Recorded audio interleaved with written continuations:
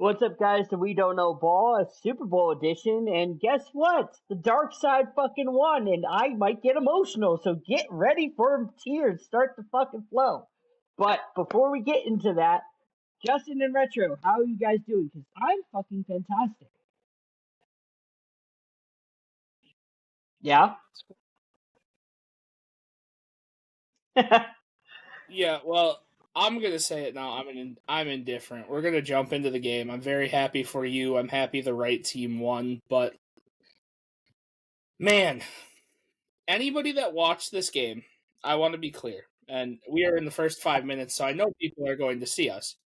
Anybody that watched this game, if you tell me that this was a defensive battle, you didn't watch this football game. This was not a defensive battle. The Patriots did not play good defense. They had one guy play good defense. Seattle's offense was standstill stoic, and they were able to get into field goal range for the Aussie, the rightful MVP, Jason Myers, to win the game for them. I don't care what anybody says. The fact that you can't vote for a kicker, even though he was their leading scorer and clearly their best player throughout the entire game, that's my MVP. Don't care what anybody says. Especially coming from me who scrutinized kickers for 17 weeks, that's the MVP. Yeah, I mean, this Super Bowl pissed me off. I was ready for a light show. I knew it was going to be a low scoring game, but I didn't think it was going to be this bad. 1/4 of this game was played correctly, and it was the Seattle defense. The Patriots defense didn't play well, the Seattle offense didn't play well, and the New England offense was by far the worst fourth of the game. Oh my god. The only thing before you go retro, the only thing that genuinely I missed out on with this game is the fact that there was a penalty against Seattle and they didn't break the record for the Super Bowl sack record. That's the only thing that really pushed me over the edge. I agree. Yeah, well, shout out the Seahawks. They got it done. I think a lot of us assumed that would happen, but, they did. They went down, they did what they were supposed to, and they got their redemption, so shout out the Seahawks. I disagree with a lot of that. I think this game was a purely defensive game. The Patriots defense were the perfect example of bend but don't break. This game was kept at a 12-point game going into the fourth when they had no business even being close to being in that game.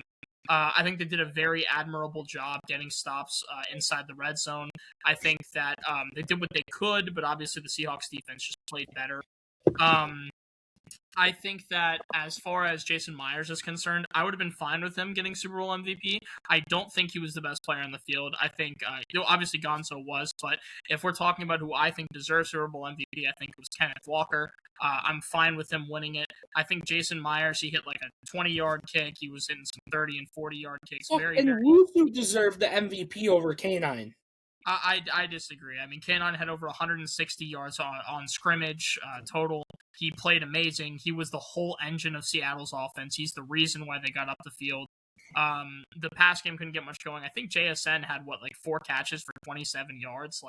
On how many missed targets, underthrown, overthrown footballs? I remember vividly. I believe it was in the drive right before halftime. Sam Darnold gets pressure, rolls right. JSN takes off down the line. And I mean, there is nobody within 15 yards of this man. What does Sam Darnold do? He dumps it off to K9. They should have had a touchdown going into the half, and the game would have been put away at that point. I don't disagree. Their offense wasn't Their offense wasn't even stagnant. I agree that was the point that I was making. I think it was a defensive game because I think the offenses weren't great, but I think the defenses played great. You saw huge stretches of play, like I said, the bend don't break mentality. You had Gonzo just making some otherworldly plays on the defensive. Yeah, he did. Some of the deflections that he had.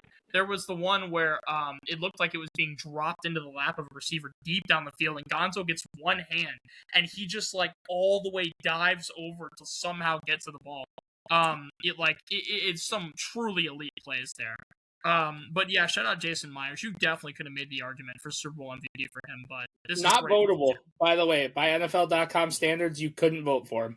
Yeah, That's which disgusting. is insane. It's crazy, Especially given that there is a kicker that won MVP. So the fact that a kicker can't win Super Bowl MVP to me is weird. Sounds racist to me. Anyways, I think There's a perfectly good explanation why you could have gone to any of the people on the defense, Derek Hall, Uwasu, DeMarcus Lawrence, you name it, because my thing is we got to see kind of the same thing when Seattle blew out the Broncos, to where we all understandably saw that defense just tear down the best offense of all time, and they kind of just gave it to somebody. Marcus Smith, shout out to you, known Super Bowl MVP, the greatest Super Bowl MVP of all time. I'm trolling, but that's the case where I think it should have been a defensive player, and because of the performance that was shown, how dominant they were from start to finish, I think you could have easily made the argument. I do understand. I think K9 is well deserved of it. Shout out to him being the only Super Bowl MVP since TD. That was great, and he was on pace to break the Super Bowl rushing record. Up until they started to actually stack the box with 9 people and blitz basically 70% of the fucking time to just try to get him down for a loss of 1, because he was just 10-yard gain, 10-yard gain, 10-yard gain throughout this whole game. But I think it should have been a defensive player, because that's adamantly how we I think that's how we'll remember this Super Bowl, is just that defense completely dominating start to finish.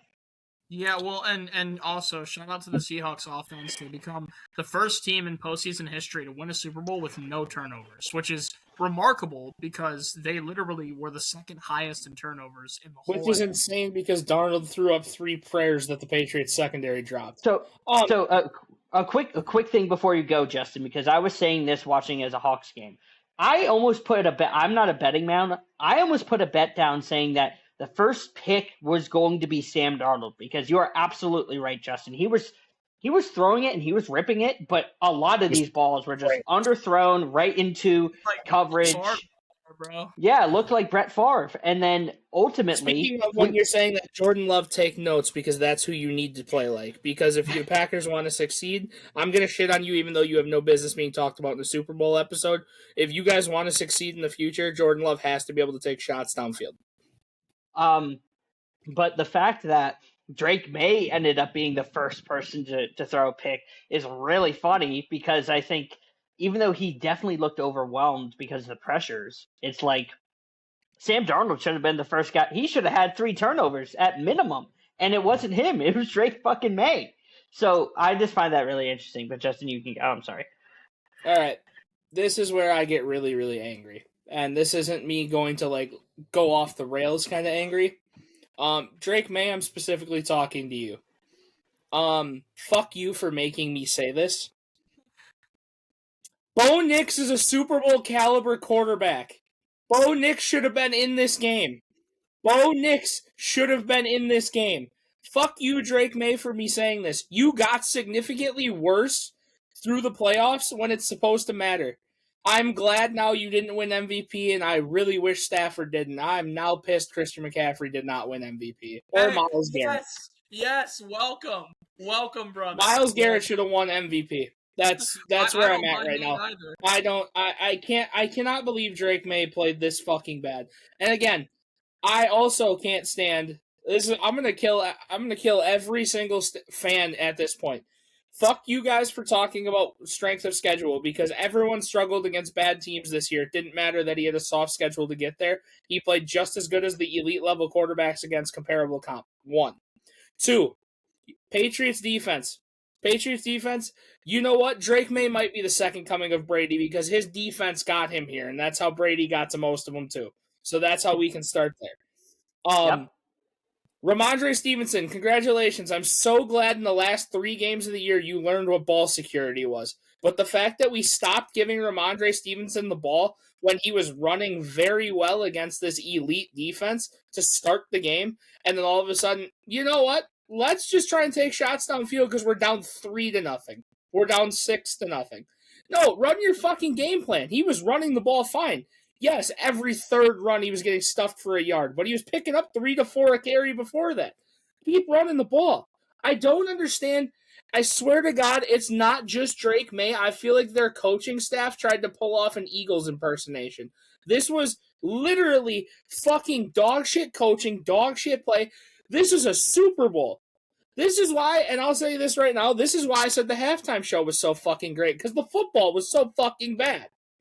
I can't get past this being a Super Bowl. Like, literally, I could have watched you guys play the number one Pop Warner team in the nation, and I would have had more entertainment watching this game. Holy fuck. I will say I think the collective narrative, because we're all seeing the stuff about the Patriots, I think the person that should be really looked at, other than Drake May, is Josh McDaniels. Absolutely. Like, what are you doing? Like Justin, you perfectly said, Seattle's rush defense has been the best in the league by far and none. And they were getting chunk plays, like 3 or 4 yards. New England line is dog shit. And Seattle was in the backfield on passing all day. But when it came to the rush, they were winning the battle in the trenches a majority of the time. And that is insane to say. Well, and then the problem is when he does decide to run. Okay, here's a question. It's 3rd and 5, right? You're in the red zone. It's a very close game. I sure hope you're not throwing the ball. Yeah, well, no, I disagree. Do you, A, give it to the quarterback who's second in MVP voting and has the ability to get the ball to Stephon Diggs in a check down, or B, run the ball into where the Seahawks already know you're going and there's already 6 Run the ball into where the Seahawks already know, because Drake May's progressively gotten worse ever since the first round of the playoffs. Ran the ball and it got them a loss of 3. Pass the football. At least they could kick the field goal. If they're in the red zone, they could have kicked the field goal. Yeah. But it wouldn't have mattered. Pass the football. And just to make this a multi-layered point, because I am a big fan of Mike Vrabel. Go give that Coach of the Year to somebody else, because Jesus Christ, because Mike Vrabel, when he was in Tennessee, we all understood it was Tannehill, give the ball to Derrick Henry, He loves running the ball. And this is the exact opposite of what he is basically identified himself in Tennessee. And yes, different personnel and all this kind of stuff. That offensive line isn't great, but you were a dominant team in running and passing this whole year. So your identity is still running the ball with the two-headed monster, if you want to call them that, and Stevenson and Trayvon Henderson, which I think have been good enough for majority of the year. Two-headed monster is generous. I understand it's very generous, but still, it's you try to make Drake May into where it's like high risk, like high downfall, because now Drake May looks like dog shit because you're asking him to pass damn near 50 times in a Super Bowl as a second year guy. Like it was ultimately going to be the worst outcome possible. Like, I don't think that coaching staff did him any favors as well. Also, if Vrabel was as good of a coach as he is, that we're supposedly saying he is, do you know whose offense I would have adapted in this game, because Seattle was playing absolute just zone covered because Drake May was dropping back to throw every time? If New England would have done their best 49ers impersonation and done nothing but drop-offs, they might have actually been in this game. Well, and Justin, you make a good point. Go look at the fourth quarter when it was garbage time. 235 yards in the fourth quarter, where it was basically like set in stone or whatever. The one drive that they actually were able to drive down the field was that first touchdown. And that was it. But then you dipped and dunked, and that's been Mike Macdonald's biggest weakness since he's been in Baltimore, is he loves to play these zones, cover threes, and all this kind of stuff, and be able to just descend four. So he's asking you to dip and dunk down the field, because that's how the NFL has been predicated this whole year. And you just didn't do it at all. Like, Pats fans, I would be so pissed off at your coaching staff, it's not even funny. Especially the way that in the second half of the year they turned Trayvon Henderson into a receiving back, and that would have been the perfect game. This would have been his breakout game. He would have been he would have dipped and dunked all day long. Justin, was I not, like, before the Super Bowl, didn't I not say that specifically? Is like, they have a great guy who I know I glaze because I'm an Ohio State fan, but Trayvon Henderson is just a big play guy, and they didn't get anything in this postseason. And as soon as he gets in there, they're not using him into the receiving back because there was 2 plays that he had like 15, 17 yards off of dip and dunk passes. And it's like, this could have been your whole game plan in the second half to maintain not getting blown out. And you just didn't do it. Like, I feel so bad for, well, actually, no, I don't feel bad for Pats fans. Fuck you. But at the end of the day, there's has to be a lot of accountability for not just Drake May, but the coaching staff in general. And I just don't understand why that's not a conversation whatsoever. I'm looking at Josh McDaniels, I'm looking at Mike Vrabel and saying, what the fuck are you guys doing? Do you know what my favorite stat from the Super Bowl coming out of it is, though? And it's going to make Jules actually change his emotion. When's the last time a player has won a Natty and a Super Bowl in the same calendar year? Shut the fuck up. Shout out co-MVP AJ Barner, dude. Yeah, true. That man was nice. That's the best ball Darnold's thrown in the last 5 weeks. Shout out AJ Barner. I bet I hate Michigan, but I've been saying that AJ Barner's good at football. AJ Barner is one of the tight ends of all time. He's one of them. He is one of them. He is one of the tight ends that has taken steps. I am actually now completely shocked at how elite this tight end rookie class was. Like, yeah, dude, I know. I was just talking about this today. You have Barner, Oronde Gadsden, Tyler Warren, Colston Loveland, Harold Fannin. That's I'm absurd. telling you right now, I don't care what you guys say, and I know you guys hate it because it's just me glazing and glazing and glazing. Colston Loveland will be the best by the end of the career. Out of this group. I disagree. I think it'll be Harold Fannin. But I appreciate the argument. I think Colston Loveland's going to put up great numbers through his first 3 years, and when the Bears don't win a Super Bowl, he's going to take a contract somewhere else with an elite-level quarterback, not a Caleb Williams-level quarterback, and he's going to go insane. I like how you separate elite from Caleb Williams. Thank you for that. Because he's not elite yet. I appreciate that. Thank you. Neither is JD. So this guy... This is elite. This small sample size doesn't count. So can we now that we've talked about the Pats' woes, or I guess one more thing. Thank you, Will Campbell, for being Anthony Bradford for a fucking game, because Jesus Christ, setting the Super Bowl record for 14 pressures in a Super Bowl is disgusting. Disgusting. A top 4 pick, the best guard. The best. You should be a guard. The best tackle in this draft by far and none. And you just got bitched this whole postseason. And I will give him the grace, right? You're playing all-time defenses. You're having to go against Houston, Seattle, LA. They all have great pass rushers. I understand that.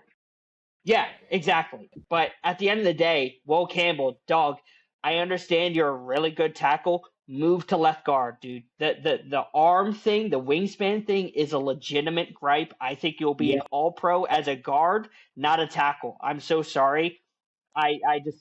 That's when you're getting literally less than 2 seconds to protect at the left tackle position.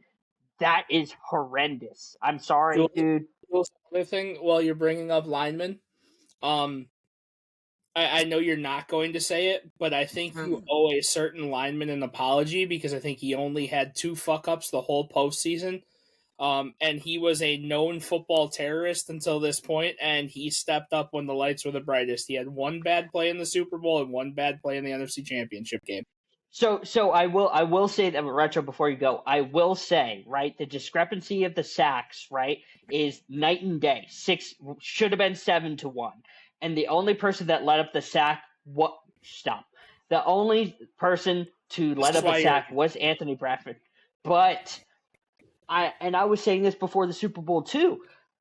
Pats, dog, go pressure the interior line. Go pressure Anthony Bradford. Like, you clearly saw throughout this whole year that he struggled with bigger, like, aggressive physical defensive tackles, Milton Williams being one of the better ones, and you let up a sack. Why do you not just go through as all these, like, unique stunts and all this kind of stuff with your linebacking core and all this kind of stuff to go pressure Anthony Bradford? No, they did. He actually picked a lot of them up. The only one that got through was that sack. He picked up. They actually worked his side of the line more. All the teams he played, they actually worked Bradford's side more, and I really think he only let 2 through the whole postseason. So I got to give him props. We shit on you We shit on you for 2 months straight, dude, and you let up 2 bad plays, maybe 3, in 4 football games when you were known to let up probably 3 to 4 a drive. So I obviously I disagree. He was letting up pressures. we know you disagree, but your team's irrelevant, so it doesn't matter. Which I care about more than sacks. He was letting up pressures quite frequently, and he was also giving up on blocks constantly. I think Anthony Bradford played better than he did in the regular season. I'll grant that. Didn't say he played elite. I just said he wasn't a football terrorist. Yeah, and it's a low bar. It's a low bar. That's a lot for Anthony Bradford to live up to. Hey, and that's completely fine. Like I was saying before, I do want to switch it to ultimately talking about Seattle now and where this cements themselves.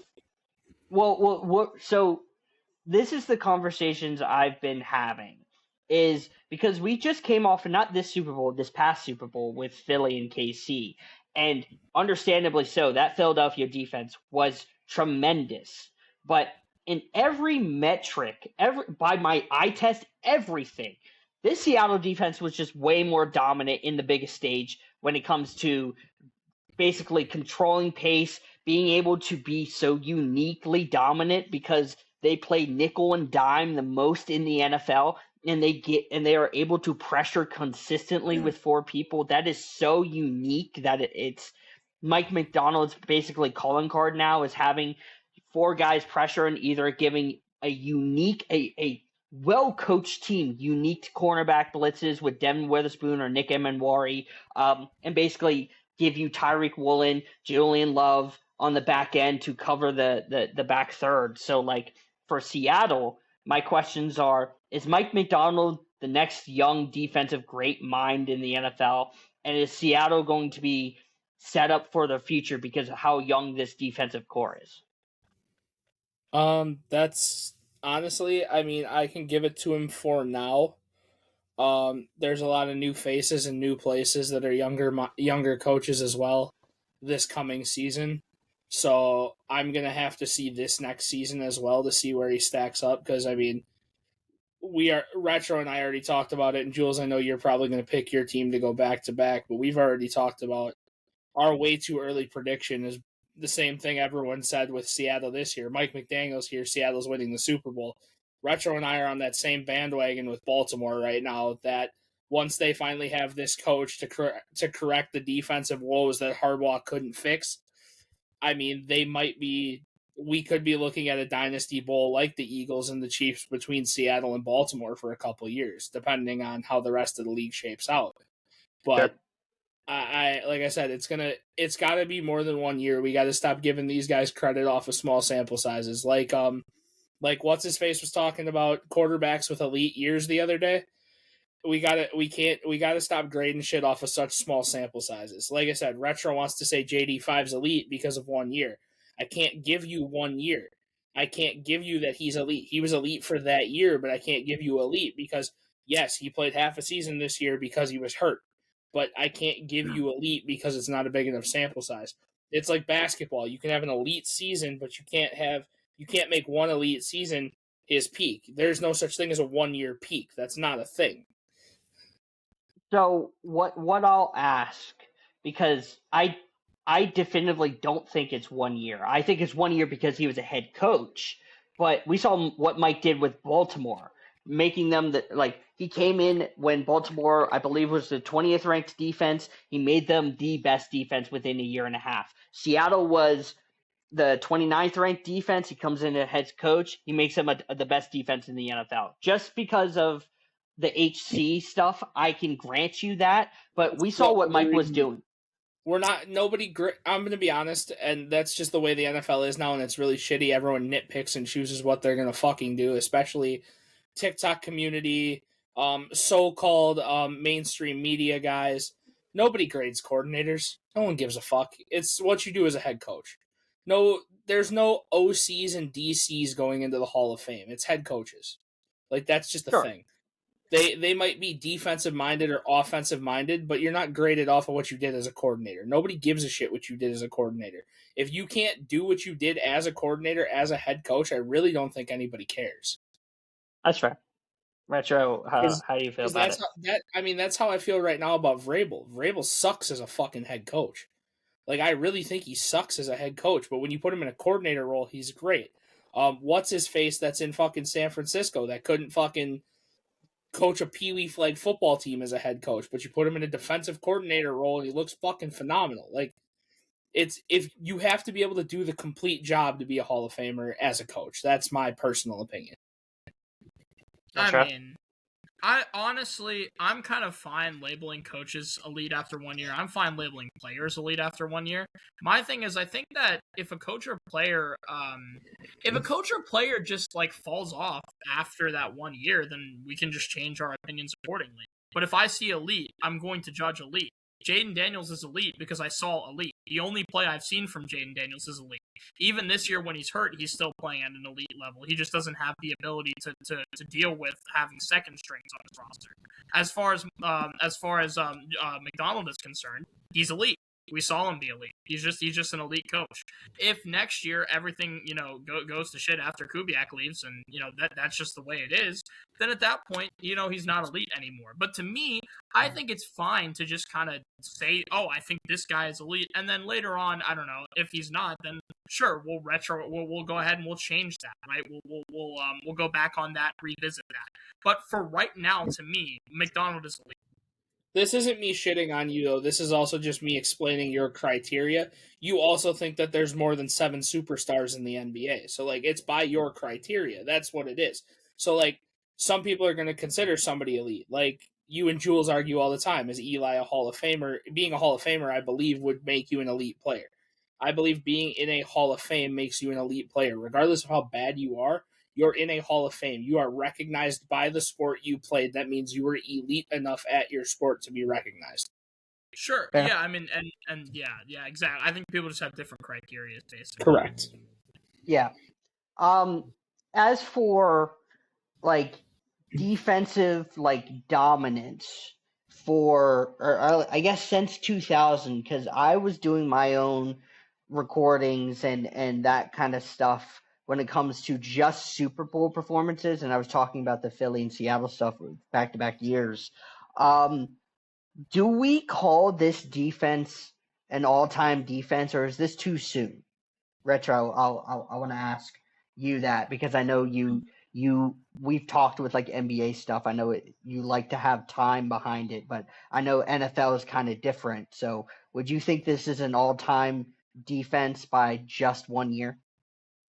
I mean, to me it is. My thing is this, like, if we were looking at this defense from, like, let's say 10 years from now, 10 years from now, everybody's going to collectively agree, oh yeah, the Dark Side Seahawks defense, the second coming of the Legion of Boom, of course that's an elite defense, yeah. But because we're looking at it right now, and people are going to say, oh, recency bias, it isn't. This defense is objectively elite. We saw it be elite the whole year. It continued to be insanely elite in the playoffs, and then it was elite in the Super Bowl. This is an elite defense. People are going to want to say, oh, well, again, recency, we can't make that claim. Yeah, you can. If it was 10 years down the line, everybody's going to consider it elite. I don't know why you can't consider it elite now. That's just the way I view it. And for the collective, because we all had, us three all had our different opinions about the best defense in the NFL, because I know we had conversations about Denver, we had conversations about Houston, and conversations about Seattle.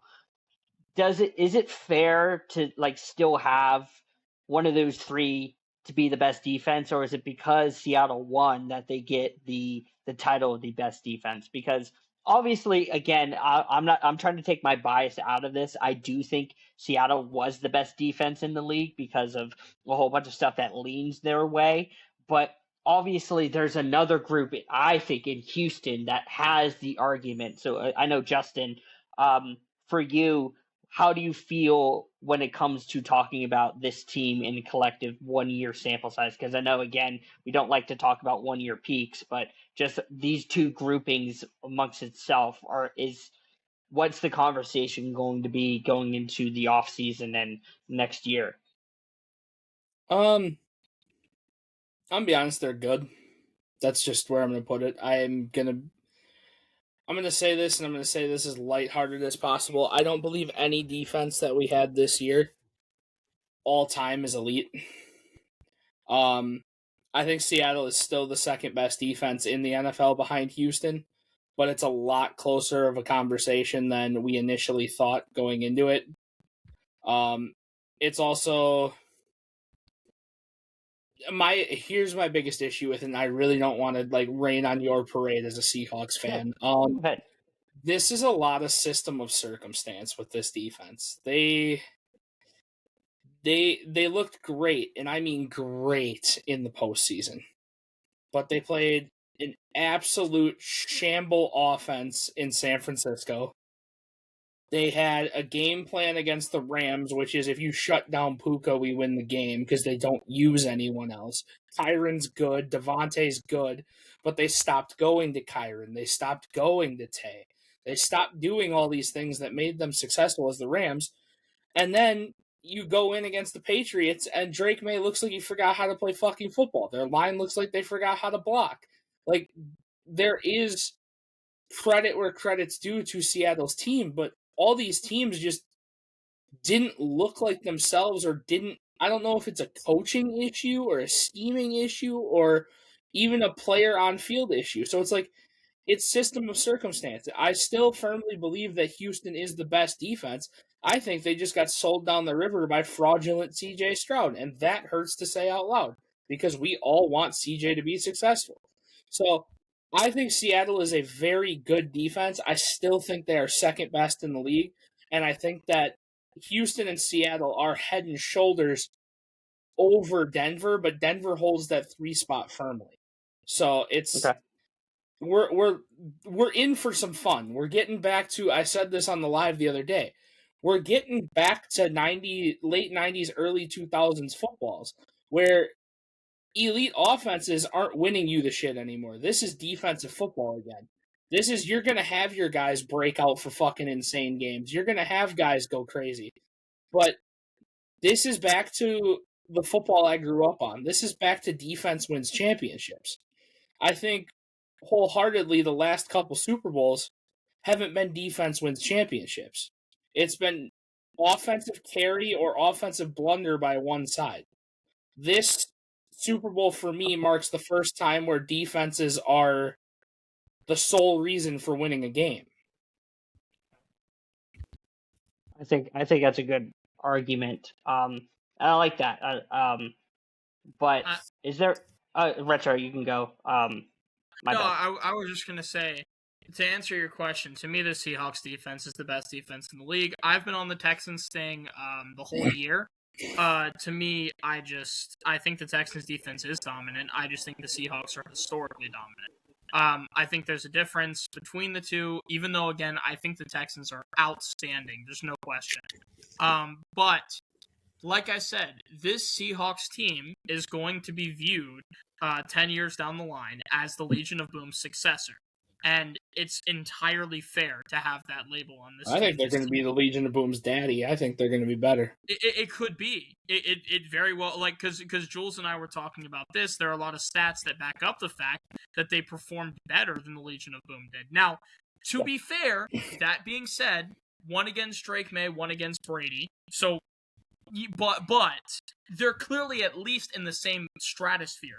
If you are even playing ball with the Legion of Boom, that means you're doing something very, very, very, very right. That's basically what the takeaway is. And the thing is, you're looking at a defense, in the dark side defense, that is extraordinarily young. They are going to get so much better than they are right now. Nick Emenwari is going to get a couple years on him, and it's going to be crazy. Devon Witherspoon's going to get more years on him. You're going to have a lot of these younger guys that are going to get more years, and they're going to become really nasty. Tariq Woolen, if he can deal with some of the inconsistencies he has, these guys are nasty when they get older. And I agree with Justin. I think they have all the potential. And my thing is I actually have a crazy issue with this.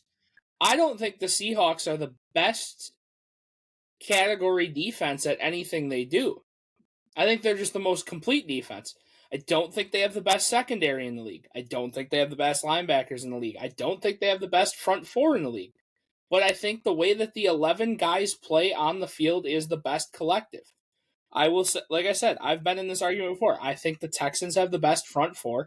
I think that Jacksonville is the best linebacker core, and crazy enough, as bad as Arizona is, I still think Arizona has the best secondary, but now New England is making that charge. Christian Gonzalez is making an effort to be the best corner in football. Like, they don't do anything more elite than the groups I just named, but as a collective 11, they are the best 11 moving unit. That's why they're so fucking good. It's like a robot. If one piece doesn't work, the whole shit shuts down. But when you're moving as one collective unit, as one force, 11 people deep, 12 people deep, I had to hear 12 too many fucking times in the post-game interview, by the way. That was outrageous. But 11 people deep, that's why I think they're so damn good. They don't do anything better than anyone. As a cognitive machine, they move better than anyone 11 deep. They don't stray from each other. They play together. So I don't think that they're the most elite at one defensive set, but they are the most elite in the league, second most elite in the league right now as an 11. Sure. That's fair. That's fair. So I guess, do we have any last points for the Super Bowl before we move on to our other stuff? Yeah, no. Who's the dude on stage behind the trophy ceremony and the MVP? Was that Elon Musk, or was that just what Elon Musk will look like in 40 years? Because that dude was creeping me the fuck out the whole time. I don't know who that dude was, but that was the scariest looking dude ever. Also, didn't know your owner was a woman. You didn't know that? Nope. And she was annoying as shit when she was talking. She mumbled like the fucking Philly fucking mayor. That shit was insane to me. I don't know if she knows how to spell, but man. I mean, she got the biggest boo I've ever seen from the Patriots fans when she went up there. Yeah, she did. Facts. Yeah, she did. But yeah, Jules, congratulations. I mean, this is literally the definition of it wasn't pretty, but we got the job done. Like I said, the Super Bowl really did piss me off because both offenses looked like they were playing to not lose. The Patriots defense looked like they were playing to lose, and the Seattle defense looked like they were playing to win.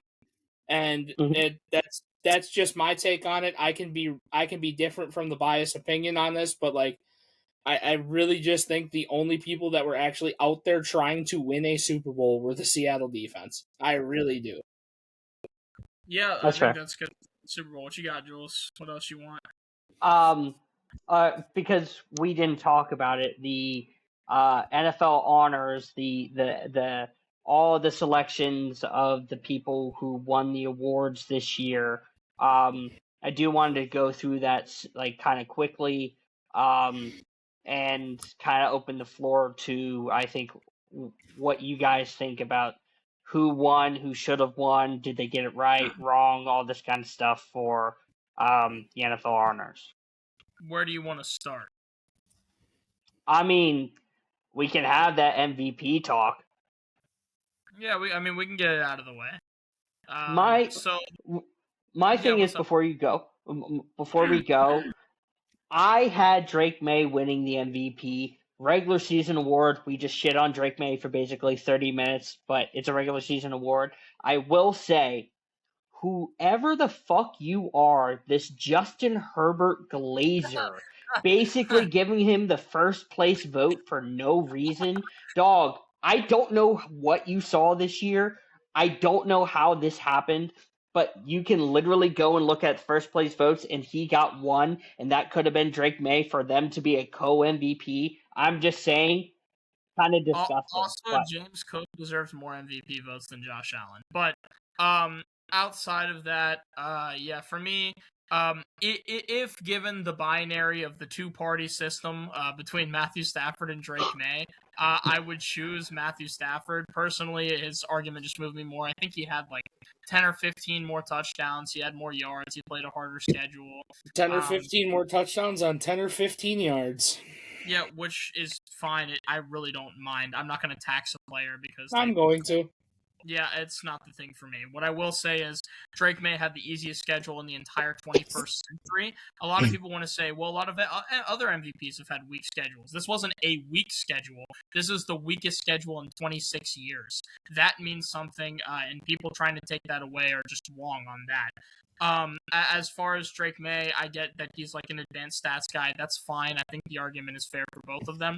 Personally, I would have given it to Christian McCaffrey because without Christian McCaffrey, the 49ers would have collapsed like a house of cards.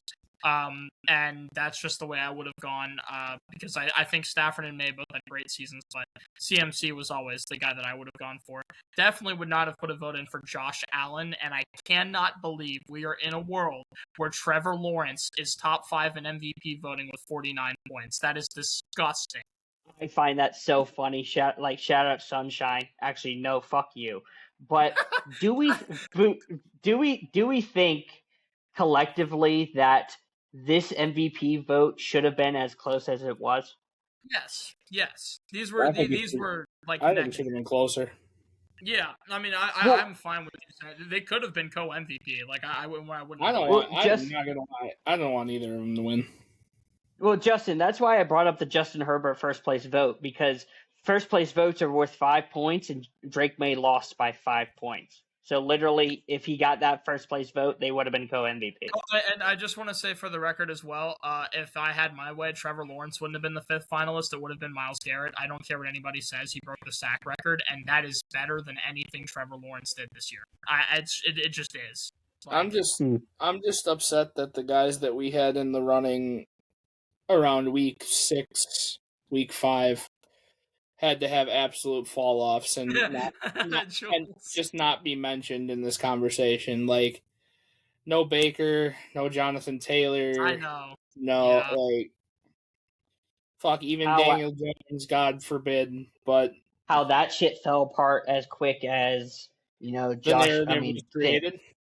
Yeah, that shit fell apart when we were having our yelling matches. Within 2.5 weeks, all of our narratives fucking cut down the drain. Dude, Indiana Jones and his short-lived MVP run.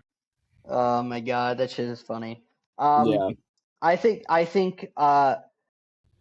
collectively we all are moving on from the MVP. Well, Justin, do you have anything about the MVP before we go on? Yeah, I think the wrong quarterback won out of the two that were up for it, but I don't think either one deserved it. That's fair. Here's the thing. We're about to enter the time that we feared the most. Matthew Stafford, you haven't gotten one. Here's your pity MVP. That's literally where we're at. Same thing with Josh Allen last year.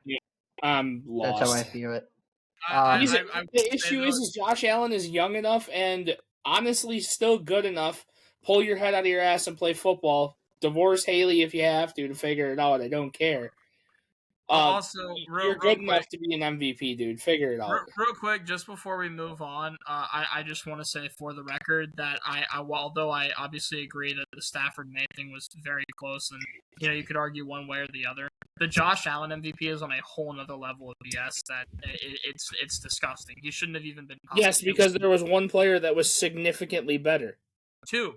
Joe Burrow and Lamar were both significantly better than he was that year. Joe Burrow throws for almost 5,000 yards, and Lamar has one of the most efficient 4,000, 1,000 seasons we've ever seen.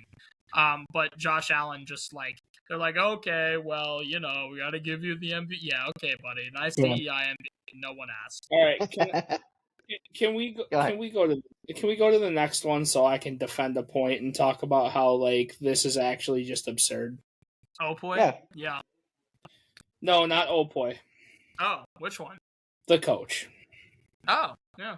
I don't care what hill I have to die on. Ben Johnson deserves more than one first place vote. Oh. Be fucking real. One first place vote. Of course, Because you slander the Bears. No, because all anything. 4 of these coaches are objectively better. Mike McDonald gets his team to the Super Bowl and wins. Mike Vrabel gets his team to the Super Bowl despite the fact the roster's garbage. Liam Cohen turns a Jags team that everybody thought was going to have 5 wins into a contender. He turned it in, or Trevor Lawrence turned it on in a contract year? Liam Cohen was able to help Trevor Lawrence. Right. I'm so sure of it. Kyle Shanahan took a team of backups and Christian McCaffrey and somehow once again was able to magic them into the playoffs on a crazy run. I just don't understand how it's one vote. I don't Here's my thing. I don't get how Vrabel gets 19. I agree with that. I agree with that. I don't know how Liam Cohen gets 16. Neither one of these should be in double digits. The second thing on here, yes, I know I'm biased about Ben Johnson, but I'm going to go the other way. I understand Indianapolis had a fucking absolute collapse in the second half, but Daniel Jones got fucking injured for the year. How is their coach not even mentioned here? I think that if they finish that season, he probably wins. Or at the very I'm telling you right now, Ben Johnson wasn't winning coach of the year. After the way that these other teams turned it around, I had full faith that he had a shot at it, and he definitely did. He finished top 4. Yep. But I firmly believe that he should be a top 3 candidate, and Liam Cohen should be below him, because what he did this year, especially in a situation that isn't worse, but you're also becoming the first-year quarterback of a franchise that's been historically mediocre since back when they used to play the Packers in every World Championship game. So, again, for what he was able to do with this team as young as they are, to get them not only to the playoffs, but get a playoff win, and if you guys want to continue to shit on Caleb Williams as much as you do, to do it with Caleb Williams at quarterback, that should be another reason he should get more votes. I can grant that. I just in part to that, because I think this is something else that I wanted to mention. To me, if you're going to give Coach of the Year to Vrabel, and this was the most disgusting thing to me by far, there is no way you're giving Assistant Coach of the Year to Josh McDaniels. Can we be so for real? Can we be like... Because there's this other guy who had Sam Darnold as his quarterback that just won the Super Bowl named Clint Kubiak, and he was also in that short list. To me, the fact that you're like, okay, objectively to the voters, right? To the voters, Mike Vrabel is the best coach in the NFL. Cool. So you think their head coach is the best in the league, and then you turn around and you're like, oh yeah, I think Josh McDaniels, his sidekick, his Robin, is also one of the best. No, you don't. Well, here's the thing. I'm not going to be happy talking about this at all, because I literally think they might have gotten 2 awards correct. Like, that's just... No, it's so bad. I literally think they got 2 awards correct. So for me, from the coach of the year thing, again, you guys will know my vote on it, but the guy that I wanted here, honestly, no, I really do think that DeMeco Ryans should have been here over Kyle Shanahan, and why I say that is, again, this might sound biased, but the fact that Houston Texans team, and again, I will go back to this, I had to publicly apologize about the Houston Texans being ass, and then them literally turn up a whole nother level of being transcendently great. We just talked about their defense. DeMeco Ryans basically getting them there with CJ Stroud being so trash, Davis Mills at the helm, and then CJ Stroud coming back, and DeMeco Ryans, the only staple of that defense was his mind alone, and the fact that they were going basically almost won their division, and the fact that they made it as far as they did, to me, deserves a lot more respect. I think that he should have been at least in the top 5. And I completely agree with you, because this is where my problem lies. I understand Liam Cohen had a good year, but it also turned around because of Trevor Lawrence doing Trevor Lawrence things in the contract year. I believe that Kyle Shanahan, I believe that Sean Payton, I believe that DeMeco Ryans, all of these guys should be here in this top 5 instead of him. I firmly believe that. Like, it just, like I said, this voting, oh my God, this voting is almost as bad as fan voting. I'm really just, I don't know what to do anymore. This is just terrible. NFL writers kind of suck. This is why we started the podcast. Nobody knows ball. Not a single motherfucker. Especially the people that have the fucking degrees and the contracts and the media platform to talk about the stuff don't fucking know shit. I'm sorry, and I'm going to attack one person completely. Ryan Clark, the fact that you have a media contract with anybody, True. you are a fucking dumbass. True. You are a literal clown. Facts. My God. Moving on. Now we can go to the fucking boy. Okay, yeah. So- So as actually, I'm gonna let Jules open. That's your boy. Yeah, you go. I don't want Jules to open. Fuck. Okay. Well, if you don't, I'll take over real quick. Okay. As far as this is concerned, personally, I would have I've been saying this the whole time. I would have gone for CMC. I just I think he. What is the way that I said it is this? I'm fine with JSN winning. I have no problem with it. The way that I see it, I think the Seahawks would have been better without JSN than the 49ers would have been without CMC. The reason I think that is because while JSN, of course, was the best receiver in the league, I think that the Seahawks would have been able to still make the playoffs. They probably would have been a lot worse, but they probably would have been able to somehow make the playoffs without him. Whereas without CMC, I think the Niners win 6 games. So for me, it's but again, I have no qualms with JSN winning. Honestly, my only issue with this category is that Drake May should not be in the top 5 for this category. The thing is, if you're gonna just decide the MVP is a quarterback award and that's just what we're doing, then quarterback shouldn't be in a conversation for Opoy. I don't understand why Drake May is here. Personally, what I would have done, we just talked about him. I would have taken Drake May out and put in James Cook. James Cook deserves the recognition, especially given the fact that and especially given the fact that Josh Allen somehow got 2 or 3 first place MVP votes, despite the fact that the actual MVP for the Buffalo Bills was James Cook. And James Cook deserves that recognition. I'm fine with all 4 of the other guys. You've got JSN, CMC, Puka, Bijan, all deserved, all fine. But to me, get Drake May out, put in James Cook, and at least let him be on that board. That's what I would have done. My thing quickly, I'm full agreement because when Mahomes won MVP in 2018, he also won Offensive Player of the Year. And since then, people made gripes about we can't just let QBs just get all these awards, so make this more of the specialist category, the wide receivers, the running backs, so they can even tight ends, that have the argument. I just have a huge problem seeing QBs get first place votes because there's a whole bunch. James Cook definitely should have been here without a doubt in my mind. The fact that even though he didn't have the QB, again, I think there's a good argument for Jamar Chase being within the top 5 as well. And the fact that, because again, I disagree with the CMC point, but I do understand where you're coming from.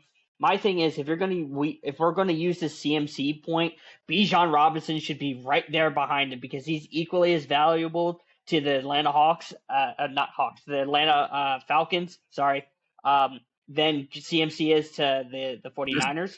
And the state of the Atlanta Hawks, he could probably be more valuable to the Atlanta Hawks. He would definitely be more valuable. But I'm just saying, I think it's a very weird award, and the fact that we're seeing QBs in this just really pisses me off because it doesn't give the ultimately underrated guys, the guys that deserve to shine, like a James Cook, completely getting hoed out of any of these conversations. It's disgusting, but that's my spiel on it. I don't know if I'm just going to play the nasty narrative tonight on this podcast. I really think I am, because I think everything I'm thinking is just the ass backwards of everyone else's thoughts. I can find a way to argue JSN out of the top 5 in this category this year. I don't, believe me, I think there's 2 players in his own division that I think would deserve it more because of circumstance. I think McCaffrey and Puka. I agree with Jamar Chase. I agree with James Cook, and I agree with Bijan. It's insane that you can get to that point. I'm not mad JSN won, but again, you can take JSN off this team and they still find a way into the playoffs. You take all those other guys off of their teams, and their teams are significantly way worse than Seattle would be without JSN. You take James Cook off the Bills, they missed the playoffs, and they might actually be a fucking top 10 pick. That's how bad they would have been. You take Jamar. Go ahead. I'm sorry, Justin. I didn't mean to cut you off because Retro, you gave that look. To be completely fair about this JSN stuff, taking my bias out of it, they were, I believe, like a top 7 rushing attack in the NFL this year, and they had the least amount of pass attempts. So Retro, believe me, I understand your face. Like it's a ass backwards way of looking at it. It's almost like doing a filibuster. I'm taking the other side because somebody has to understand it. But I'm not mad at JSN winning. But I'm just telling you, there is a way to argue him out of the top 5 because his team would have been probably not the number 1 seed, but they definitely had a shot at the 2 seed, had a shot at the bye. They definitely had a shot at still being like they wouldn't have been below a 4 seed. I can promise you that. Let me land just really quick, just to put this in preference, because again, I know this is regular season stuff, but go look at the postseason. JSN literally only had 1 good game. That was against the Rams. He didn't do shit against San Fran. Well, he had a decent game, and then he didn't do shit in the Super Bowl. It was all K9. It was all K9 throughout this whole postseason. That's why I think this argument is somewhat legitimate to the conversation about valuability. Offensive Player of the Year. If he's Offensive Player of the Year, it would be predicated towards him for the play calling, and he wasn't even technically the number 1 option. It was K9. And that's where, like I said, you can even go crazier. Like I can literally say, and this was your boy, this was your pick to start the year. You can argue Jonathan Taylor into this conversation because once his quarterback was gone, this team was fucking dog shit. You can't do it all yourself. So like like I said, it's a very nasty way of looking at it. I'm really okay with JSN doing it. I don't believe he was the best receiver in football this year. I still believe he's number 2 behind Puka, but again, that's the same thing as talking about the defenses where it is boom and boom. Like they are there. I still think Puka is. All I'll say on this, as far as this is concerned, is as like a debater, like obviously that's what I do. I think it's fair. If you want to argue devil's advocate, like that's fine. I obviously, I get the point you're making. The point you're making is I have to argue it because no one else is, and I have to provide like that kind of argument. And that's fine. I guess for me, it's just like out of the names I said, the only name I wouldn't put on that list over him, honestly, if we were putting him into the top 5, he's in the 5 spot, is Jamar Chase, because I think he had a significantly better season. To clarify, non-devil's advocate, you would have JSN in your top 5. Yeah, absolutely. I think he's I firmly believe this. I firmly believe if I'm putting a top 5 out there, he's 3rd. It's okay. That's fine. I don't. Puka McCaffrey interchangeable at 1 and 2, JSN, James Cook. Like that's my top 4. That's unchangeable. I don't hate that. That's fine. It's again, it's the same thing. It's what you want to measure relative to impact. Like you said, the Niners would have been the fucking Raiders if it weren't for CMC. You know. So real quick, just so we can get this out of the way, we all agree on Depoy. There's not even a discussion, right? Yeah, I was gonna say like we're. There's not a motherfucker there's no other player in the NFL that deserved a vote. The only problem that I had is like I guess Micah or Aiden Hutchinson. We could have subbed those out and put in Gonzo or Sertan just because they're Gonzo and Sertan, but you know. Yeah, but that's the thing is Gonzo really like it was 50-50 because remember he was getting outshined and what's the rookie on the other side of him was the most talked about corner through football for the first 8 weeks of the season. I'm trying to remember. Yeah, I can't remember what his name is, but literally he was talked about. They were saying this kid's only 7 games in. He's the best corner in the league. Whatever. I'll also argue if you want to really get like again putting it into perspective. Cooper DeJean for the Eagles being dog shit was still fucking lockdown. Like Cooper DeJean still is out here breaking the stereotype for us. Congratulations. Yeah, I kind of like to have like a corner in the Depoy discussion. I just feel like there should be. It's hard because I feel like the guys that vote on it don't measure they don't measure cornerback metrics. They literally just look off of solo tackles, pressures, sacks, like DBs get measured on picks and they don't even get measured on fucking tip passes. Like that's the issue. Yeah, go ahead. Just to like for clarification, that's why when corners win Defensive Player of the Year, that should be super valuable because it's normally a I DN agree. spot Yeah. specifically. So if you're It's either getting a it as a DN corner or a it's safety, either a DN or a Mike. It's literally a Yeah, DN or a Mike. when Sutan won it last year, that was extremely significant. Like that was like a thing yes. that everybody was like, yeah, this guy is the best defensive player in the league. And I will say this again because when we were making our picks in the preseason, I do remember saying that I've been a big Will Anderson fan. The fact that he got second with still getting no first place votes because we all collectively know is Myles Garrett, but I just had to throw another name out just to be devil's advocate. Shout out for him to getting second because I think he has had a severely underrated year. Yes. And I do think going forward that he's just going to be this like fourth guy that we are going to ultimately like forget about because he's playing against Miles, he's playing against Micah, he's playing against Aiden Hutchinson. So it's like Will Anderson deserves some love. I'm glad that you saw it, but this isn't devil's advocate. He's clear cut the second best edge rusher in the league. Yeah, I don't care what anybody says. Micah is good. Micah's ability to elevate Green Bay and Green Bay's ability to free him up more to do his thing is going to make him great. He's not going to compete with Myles Garrett. Aiden Hutchinson, coming off of injury, looked great to start the year, but slowed down a lot toward the second half. Is not going to compete with Myles Garrett. The only person that's going to compete with Myles Garrett is Will Anderson. So as far as O'Roy, I think they got this one right too. I don't Still have wrong. I stand on my pick from the start of the year. I stand on my pick from the start of the year. I think it's fine. I would have picked Tet. I think Tet was fantastic. I mean, to me, he was clear cut the most consistent at the very least. And I have another answer that I'd really like to throw too. Give me Quinshawn Junkins. Yeah, he's up there. I'm a big Quinshawn guy. So they should have swept the Rookie of the Year podium. I'm not even.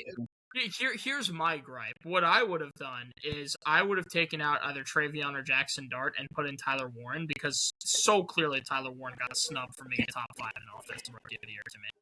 I think because I remember having this discussion with you guys when we were getting to this point. I think it was Justin. You were talking about you could just throw any of the 5 in the final, and you would be like, we're fine with it because of how deep this rookie class is on the offense. Again, I'm with the Ibuka thing. I do think that it was unfortunate that the circumstance with the Bucks that he got hurt and then he kind of fell off.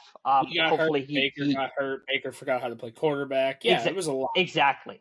Exactly. But I do remember having the conversation, literally throw a random 5 players there. We'll all be fine with it because there's going to be the plethora of talent that came out this year. It's just insurmountable. So to me, I don't even care who the 5 was officially because it's so deep, it's not even funny. I really feel bad for this draft class because you guys will not live up to this year's draft class. You won't. This draft class was so fucking loaded, and we had guys that were not supposed to be stars absolutely fucking shine. And speaking of guys not supposed to be stars, I want to give a huge shout out because to me, my second place, and I agree with them, I think they got it right, was Tyler Shuck.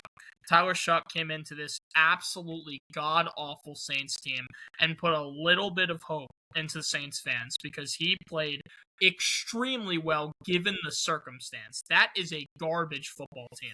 And Tyler Shuck came in. I think he had more yards than Jackson Dart did in less games. He just played great. To me, I am perfectly fine with him being here. I 100% think he deserved to be in this conversation. Like I said, I'm just kind of mad Tyler Warren wasn't included. He should have been, to me. But. That's kind of how I feel about Colston Loveland, so... Yeah, I mean, that's fine. As far as Defensive Rookie of the Year, I also think they got this right, personally. This is the first one that I can potentially concede to my initial one, because again, Retro, the defensive terrorist coordinator in Baltimore ruined our pick. Yeah. It really did. Yeah. It ruined our initial pick, and we had to pivot to the now best defender. Best one. I mean, honestly, I'm going to say it. He's a top 10 linebacker in the league. He is. He's a top 10. Now, that being said, Jules, not to spite your guy whatsoever. Nick Emenwari 100% had an argument. No, he 100% an argument, no question. Him and Schlesinger, we're gonna ignore third place because I'm so glad you said that.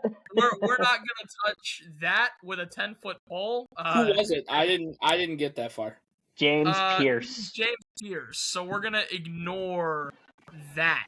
And Malachi Starks was just robbed of his season, and I'm so sad. I know, and I agree with you. But as far as this is concerned, Emenwari was phenomenal. He was only 80 points off of Schlesinger. This is very, very close. 80 is not close enough.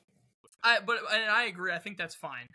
Jules, it's the most coin flip shit ever. Here's the thing, Jules. Emenwari was dominant on a defense that was completely filled with stars. And that's why Carson wins this award.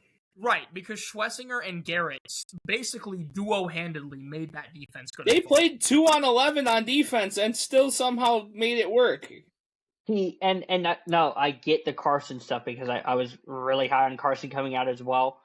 Retro, we agreed on that. Why I say Nick specifically, and you've heard this argument before from me, is that I usually don't do the versatility stuff. I really don't. But because he's the ultimate chess piece for Mike Macdonald and making him see the value, going down at D end, being a strong side linebacker, being a weak side linebacker, playing safety, playing slot, playing nickel, all this kind of stuff to where yes, you have the consistency of Carson being your middle linebacker, calling the plays. But when there is somebody who's that athletically gifted to be able to play literally anywhere, that shows the valuability of what you can do as the plethora of options. That's why I say that's my argument for it. He obviously absolutely 1,000% is an argument. There's no question. I'm gonna raise you on there, Jules, because I think Carson Schlesinger does the same thing. Yes, he captains your defense, but at the same time, he also steps up to the line in a nose tackle spot. He doesn't get down in the stance, but he steps up in a nose tackle spot.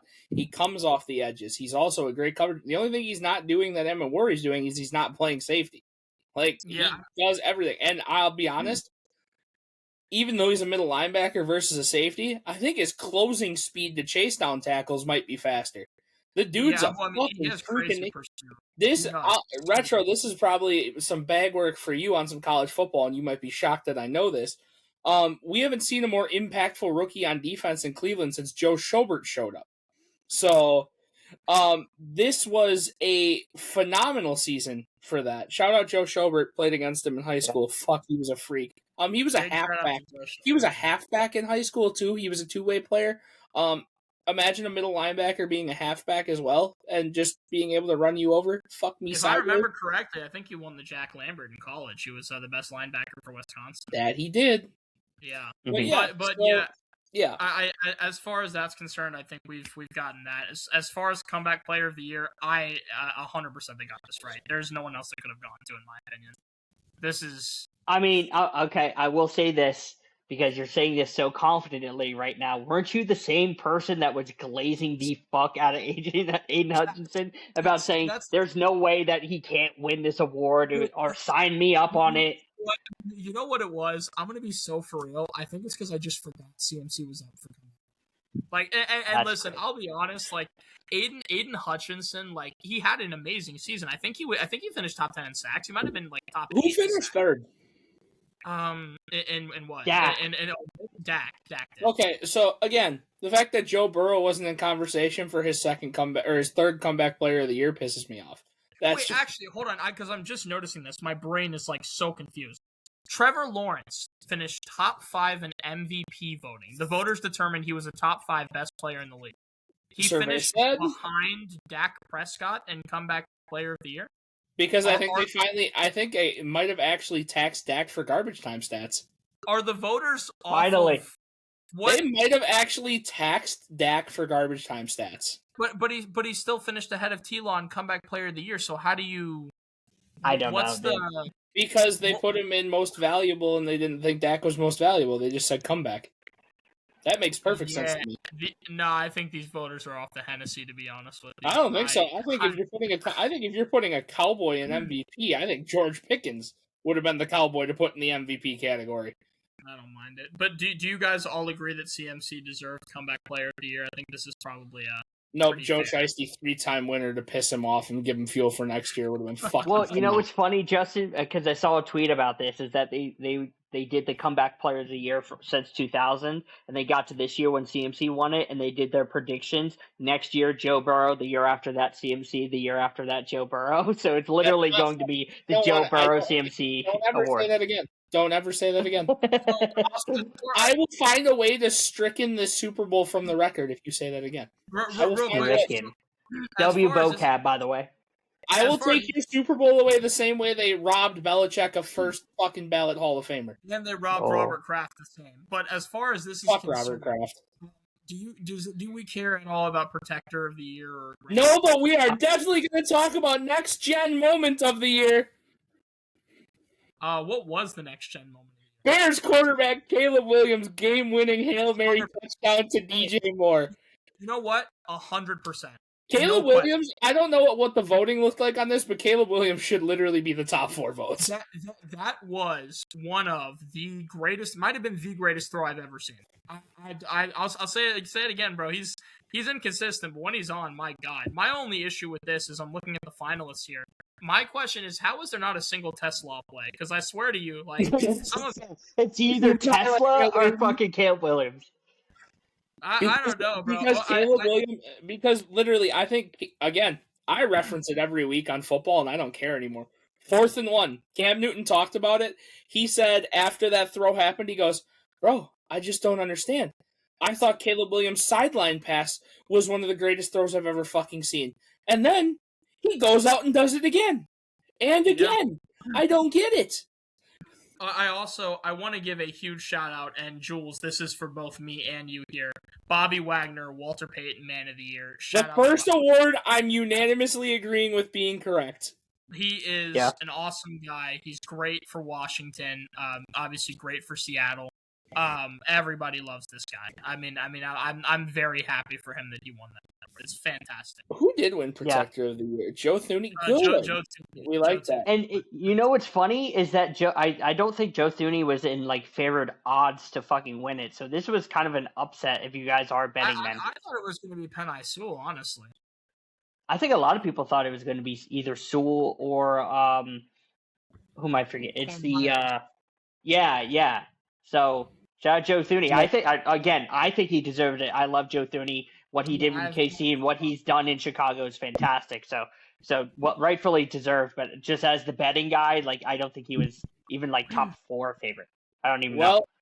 I already addressed the elephant in the room, so let's just go over this real quick. Pro Football Hall of Fame class of 2026. Drew Brees, Larry Fitzgerald, Luke Kuechly, Adam Vinatieri, Roger Craig.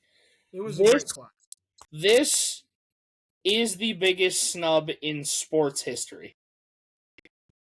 Oh, you're talking about, Bill is the biggest snub in sports history. Yep, I agree. Listen, I love Roger Craig. I think he should get in next year. I think next year should have been his year. They finally let him in. Bill Belichick,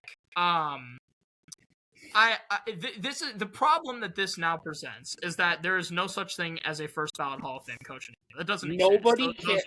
No, what this does is nobody gives a fuck about the Football Hall of Fame. Right, this doesn't teach Bill a lesson. This just makes them look fucking stupid. Well, and as far as this is concerned, I want to address this because people have been using the main argument of, he cheated.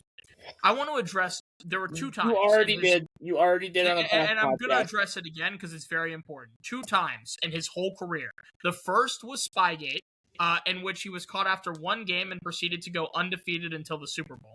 And the second was Deflategate, which was proven false. There was legitimately no reason to keep him out except that they were coping and seething because every single person had lost or their team had lost to Bill Belichick at some point in their career and they had a vendetta. And that's what it was about. It's a popularity contest and a bunch of it's like high school teen girls were like, oh, well, Bill Belichick's kind of mean and he beat us. So, we can't let him in the Hall. You know what I need Bill Belichick to do in the most Bill Belichick fashion of all time? What? When Bill Belichick gets nominated and gets inducted into the Hall of Fame next year, he needs to not show up. I agree. I Do agree. not- do not show 100%. Most Bill Belichick shit of all time. I hope he's fucking thumping some 23-year-old girl at the college campus instead of being there. I hope he's Zoom call. We're on YouTube. I'm not going to finish what I was about to say. Or Don't do if he does show up, he could do what he did with that Browns thing, where he just writes on a napkin and he's like, "Yeah, I'm out," on a napkin, and then just leaves. That would also. He needs to do the pimp thing. He needs to walk across the stage, not shake anybody's hands, grab his little fucking bust, walk to the trash can, drop that bitch. Bye. Dude, it's like the Kanye thing where he pissed on a Grammy. My thing is this, like, as far as everybody else, they got it right. Drew Brees, yes. Fitz, obviously. Adam Vinatieri, yes. One thing that people have been talking about, yes, Luke Kuechly deserved to get in, 100%. Luke Kuechly is the Calvin Johnson of linebackers. That is the way in which I describe Luke Kuechly. He absolutely had, in his prime, in that like 7 to 8 year span, he had a career that 15-year linebackers don't have. Like, this guy fit 2 careers into one. Luke Kuechly deserved to be in the Hall of Fame. There's no question about that. And yes, all 5 of these candidates, well, maybe not Roger Craig, but 4 of these candidates are better than Eli Manning and all deserve to get in over him. 100%. There's zero question. I will say, because you haven't said it with the Roger Craig thing, again, I think he should be in next year. I think he's a very underrated running back in terms of that 49ers dynasty. Shout out Roger Craig. I agree. Yes. We're still waiting on Torrey Holt, dog. Where the fuck is Torrey Holt's call? Like, what? Yeah. Why is Torrey Holt not a Hall of Famer, dog? This was the perfect year. He should be a Hall of Famer next year. I think that he probably will be. Hopefully. There's a few guys that I feel bad for here. Torrey Holt, absolutely. Willie Anderson, man, like, that's tough. Like, Willie Anderson is easily one of the greatest tackles of all time. That's rough. Yep. Reggie Wayne should have already been in. He's phenomenal. You've got Frank Gore here. I mean, Frank Gore was top 10 all time in rushing yards. I think he deserved to have that respect. And Marshall Yanda. Again, we're talking about O-lineman. He's one of the greatest guards of all time. O-lineman kind of just gets slept on. That's kind of just the way it is. I think Willie Anderson honestly might have a better argument than a couple of these guys because Marshall Yanda, the best left guard of the 2000s. I mean, he's phenomenal. Jason Witten will have to wait a few years, but I mean that makes sense. Like, again, Jason Witten's phenomenal, but he's not like on this kind of caliber. To me, I think the only argument you can make is maybe swapping Willie Anderson for Kuechly or Vinatieri, but I don't know. It's whatever. No, Vinatieri deserves it. I agree with you. I'm fine with this. I'm very adamant about this. Shout out to Kieran as well. I'm not the biggest guy in terms of like kickers. I'm not, no disrespect, because I know Retro, you're the kicker guy here in the punter. Punter specifically, by the way. I like punters. But specifically, there's like 1 or 2 guys that deserve a Hall of Fame vote, and Adam Vinatieri is one of those 2 guys. So like, yeah. I'm perfectly fine with that. Well, and here, the problem occurs with the second one, because the second one definitely deserves to be a first ballot Hall of Famer, but the question is, probably not going to. Yeah. Well, hold on. Are you saying Justin Tucker? Because I got another name in mind, unless I missed his Hall of Fame. I'm talking about. Where's Sebastian? I don't think he is. Yeah. He's the greatest scoring raider of all time. He probably should. I think the 2 first ballot kickers are JT and Adam Vinatieri. No, Sebastian led his team in scoring. The thing is, if Terrell There's Owens, no way we're not putting him in. He led his team in scoring. No, I as think a kicker. I think it's fair, but if Terrell Owens got left out for as long as he did, I don't think Justin Tucker has ever seen the gates of Canton, even though he probably should. But yeah, he's gonna be on the Pete Rose tour. Yeah, basically. When he finally passes the Letterman. Yeah, I was gonna say 80 years from now, 70 years from now. Maybe. Biggest spit in your face type. Fuck the MLB Hall of Fame as well. I hate all the Hall of Fame voters because of how disgusting they are. And I say this all the time. NBA's too low bar. Too, but I mean, as a Reds fan, like as a Reds fan, Pete Rose. I mean, You don't know Reds baseball. You are Reds. Hey, you know what? You named like 6 teams the other day. Hold on. The NBA sucks. The Yep. NFL now, because the Bill Belichick thing, is now forever discredited with the Hall of Fame stuff. The MLB is too fucking stick in their old ways to where people are too indecisive about it. It's just that I don't, Justin. I don't know how the NHL Hall of Fame is. Maybe that's viewed likely, but that might be the best Hall of Fame now. It's got the best. It's got the best commissioner. I'm just saying. That's just. He's a terrorist. You want to talk about some terrorists? You should do some research on Gary Bettman, because that man is something else. I think that's everything in terms of that. So are we on to? I think we're on to way too early Super Bowl predictions, boys. What are we? What are we looking I said it last week. I'm sticking it. Well, okay, but way too early Super Bowl predictions is team versus team. Who are your two teams? Seattle, Baltimore. I'm actually in agreement. Seattle, Baltimore. And I'll delve deeper into it. I'll give you a Final Four. I think Seattle's playing Chicago next year. Okay, that's fair. Unless the Lions figure out whatever the fuck they did this year without Ben Johnson, they're playing. It'll be irrelevance doesn't get brought into the conversation. You play on a graveyard. So, I'm going to disagree with the matchup. I'm going to have to say, because the NFC is just so loaded, and with the takes that I have, that I just like, I think it's going to be, this is up for discussion because of said QBs. If you say what I think you're about to say, we're the Bears won't make it. I'll tell you that, but I don't know who you got. I think it's going to be Green Bay and Houston. All right. Well, you guys have a good night. I'm done.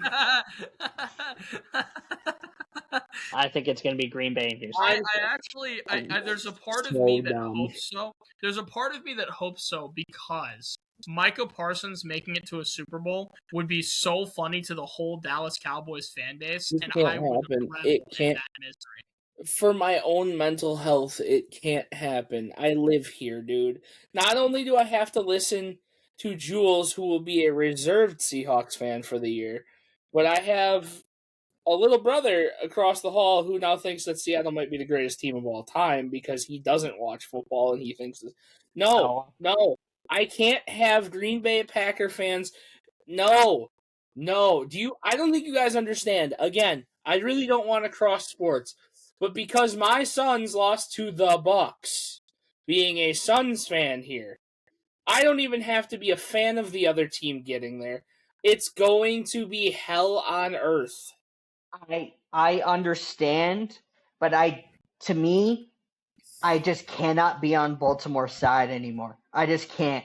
Because of the expectations we had with them this year specifically, I will say it to the day I die, you're the 2012 Philadelphia Eagles dream team of all-time fucking chokes, and you didn't do anything, dude. Do you know what they needed this year they didn't have?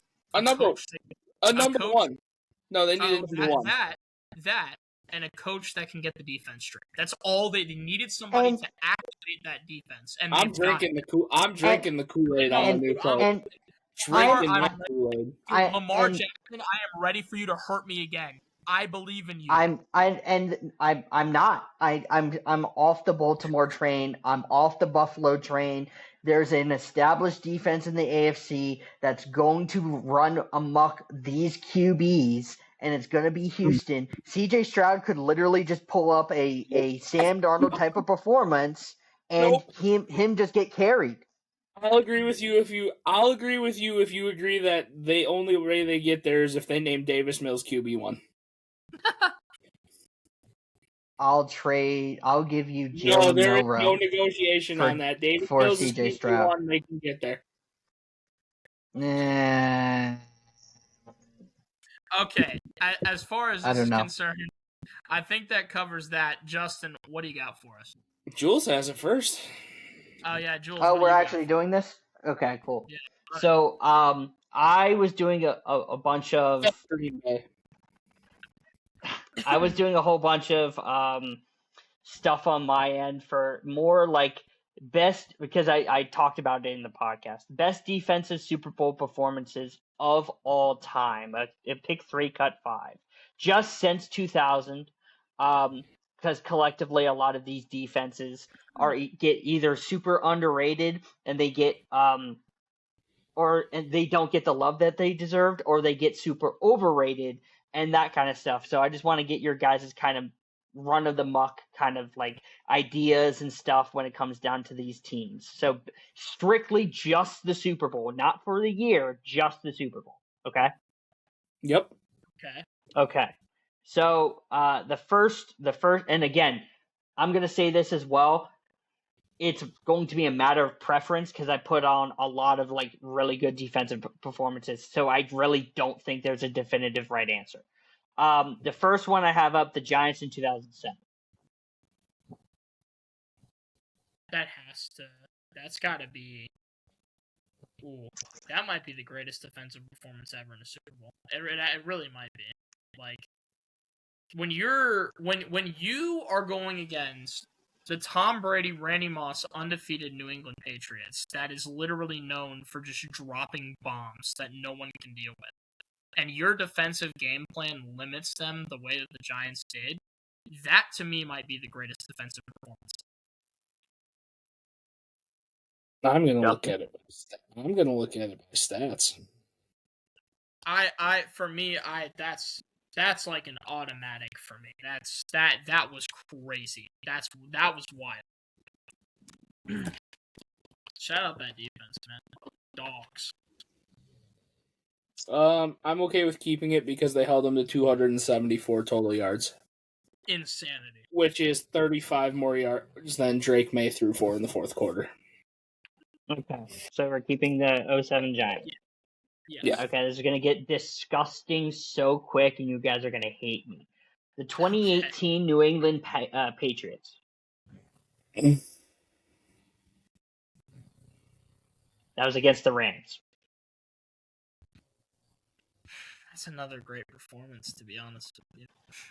It's another really good. That's another like that Patriots offense was insanely efficient. You said 2018. Yeah, they were like the one when they played against the Rams. I think it was 2018, 2019. Maybe I might have gotten the year wrong, but it was when they played the Rams.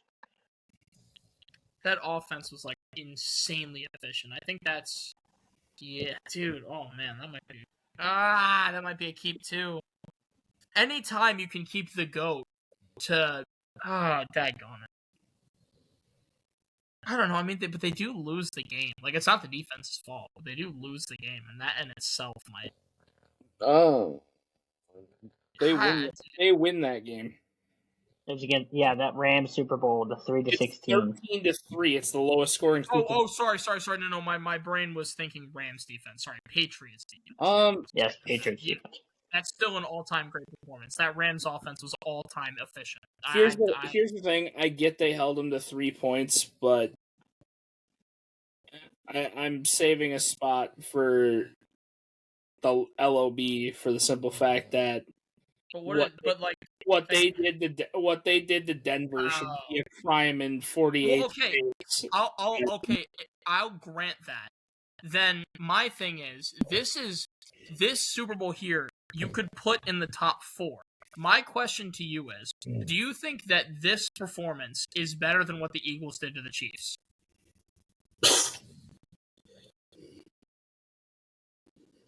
Because the thing is, I'm okay saving a spot for what the Legion of Boom did to You said you're going back to 2000? Since 2000. Then, I mean, Retro, we can play the dangerous game because if he's going back to 2000, I'm taking the 2013 Seahawks and the 2000 Baltimore Ravens over anybody else that's left on this list. See, I disagree. For me, the way that I view this is the 07 is first by far. That doesn't even matter to me. After that, I would say it because you brought up the Legion of Boom against the Broncos. That's my number 2. And then my 3 and 4 are the Eagles defense and this performance.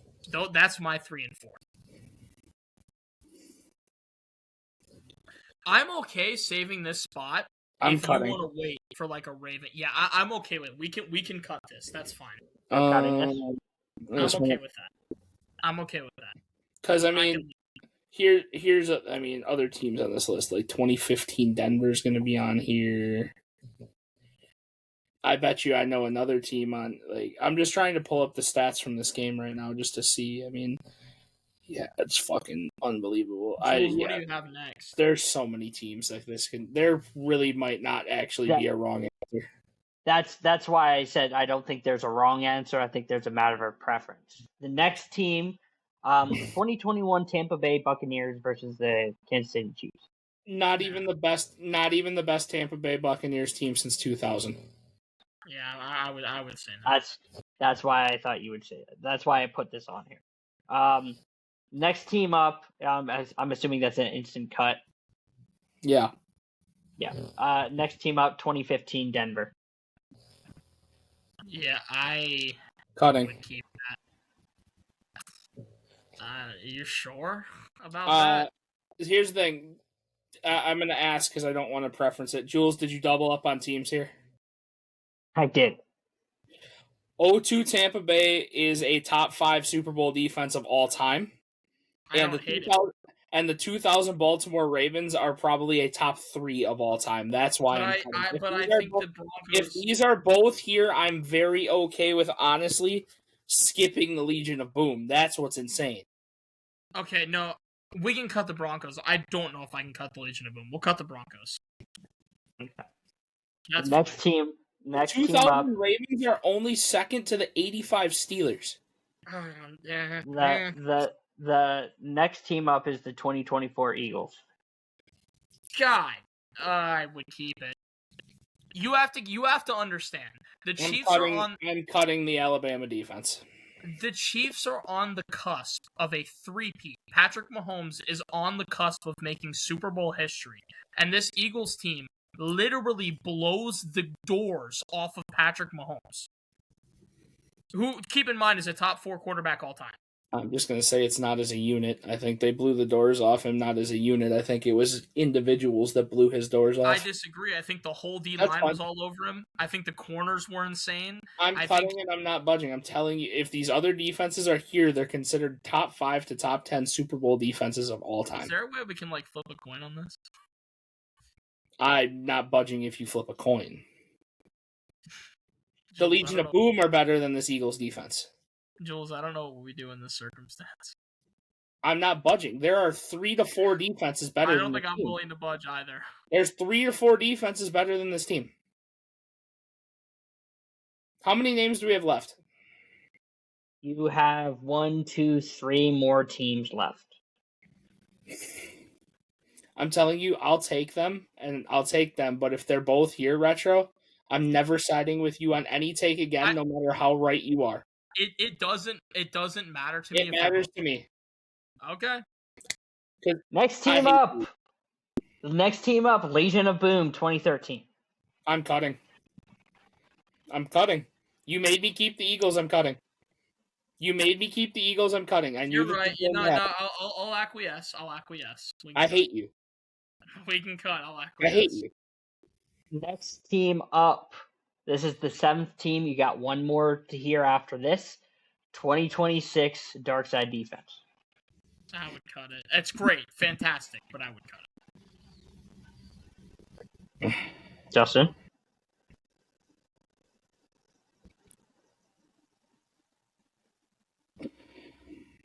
Yeah. So you didn't think this hard about the Legion of Boom that took Peyton Manning This is a better defensive performance than the Legion of Boom. No. Peyton what are you Manning talking about? 2 picks and 7 sacks? Fuck out of here. Peyton Manning got shoved in all-time 5,500-yard Peyton Manning got shoved in a locker for 4 quarters. Yes. 2 picks, 7 sacks. On Sam Darnold. We're talking about Peyton Manning, 5,500-yard Peyton Manning. You said on Sam Darnold. It was on Drake May, numbnuts. Sorry, on Drake May. Yes. Don't care. Second year. 2 picks, 7 sacks, and technically it should be 8. It should be 8 sacks, 1 pick, and a fumble recovery because Drake May got hammered and the ball fell into Nwusu's hands. So it should be the Super Bowl record versus 5,500-yard Peyton Manning. I'm telling you, their Super Bowl performance was better than the Legion of Booms. I It was. disagree. You can disagree. You'll be wrong. Like normal. I disagree. You're wrong a lot, but it's okay. I'm very not I'm- normal. I'm cutting this because I'm praying that Jules put one of the top 3 defenses of all time at the end. I think cutting. we should have kept the Legion of Boom, but yeah, we have to cut it. So Well, you made me keep the fucking Eagles. yes, and they deserve to be here. We'll see what this last team. I swear. So you guys, cut. This is one of the teams I named the last team. You'll find out.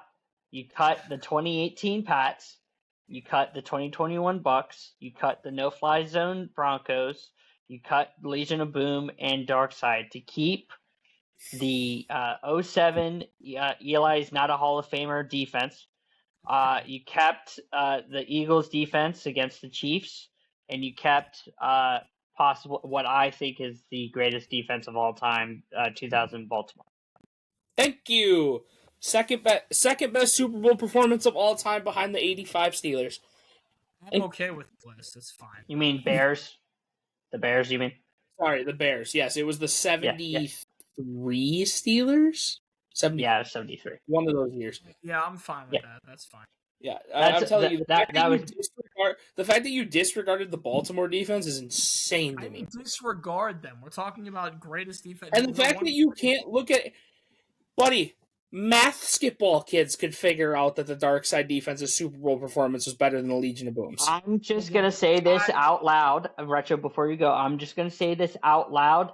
Advanced metrics-wise, this Seattle defense was better than that defense in 2013. That's crazy. It was a better performance. Yeah, sure. And again, context is very important. One was going against a second-year Drake May with a shit O-line, and the other was going against 5,500-yard Peyton Manning. Second in MVP, should have been MVP too. Thank you. Yeah, versus, and then the other one was Peyton Manning. 5,500-yard, all-time leading record in passing yards. PEDs, Peyton Manning. That got stuffed in a locker. So did Drake May, dude. Wait. It's Drake May versus Peyton Manning. Wait. Did you know that if it were Tom Brady or Jackson Dart standing in the backfield, if a line doesn't block, a line doesn't block? So we go by what stats can be measured. Therefore, you're wrong. Dear God. That's the three pick 3 cut 5 that I had. Again, I really do think there's a good argument for literally all of them outside the 2021 Bucks. What is your correct 3 pick there? Because I think we're close, but if 2000s Baltimore isn't on the list, I'm wasting retro on the podcast. I think it's 2000 Baltimore. I think it's 2026 Seattle. I think it's no fly zone. Me personally. Wow, it's crazy how that works.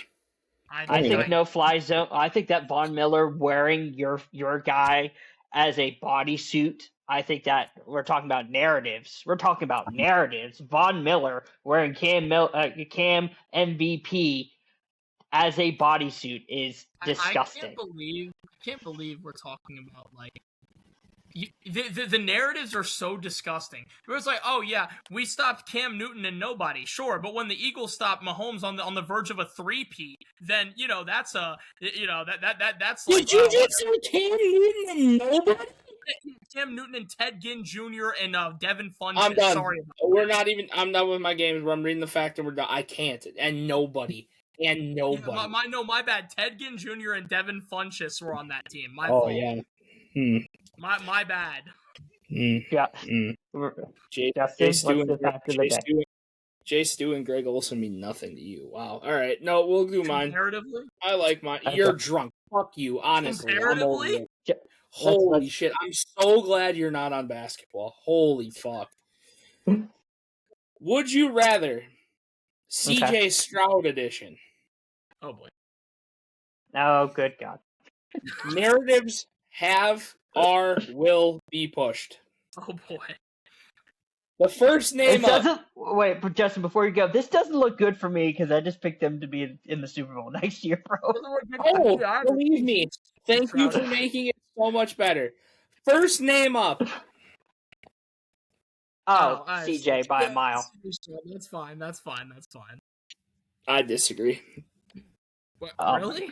I'm over it. Moving on. Okay. Second name up.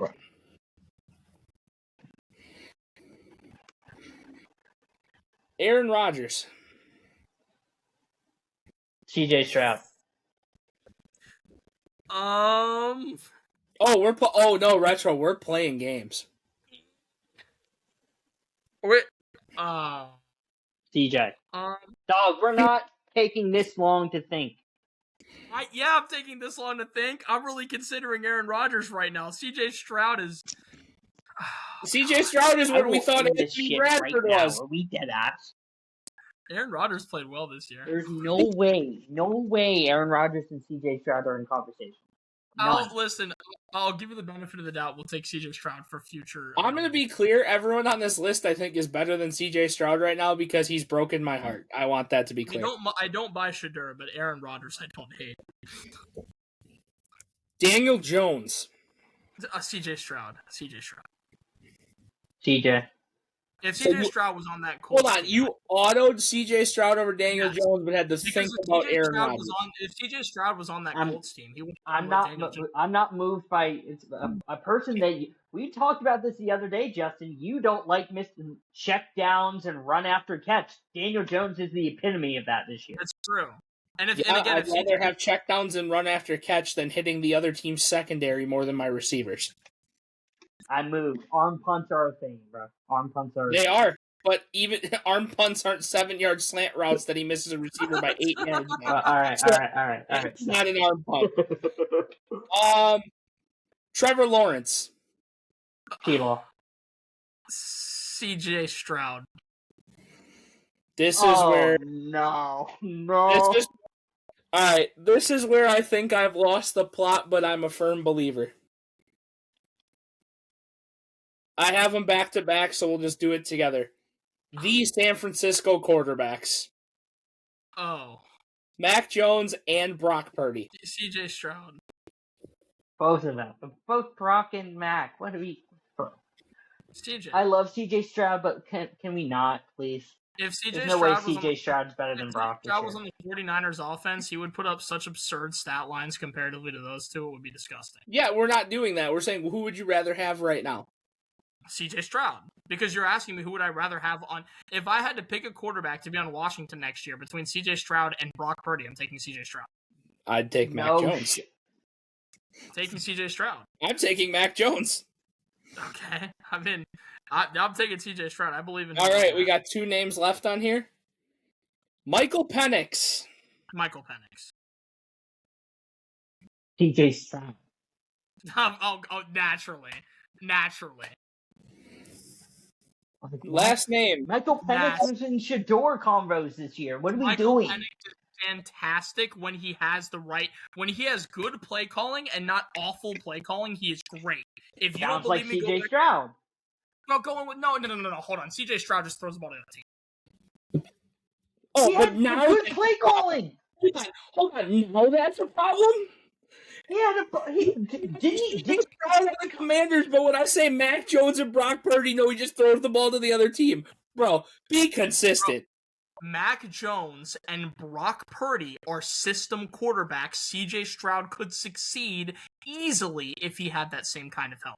That is the difference between that two kind of help. Yes. You mean a running back? Because he didn't have a receiver.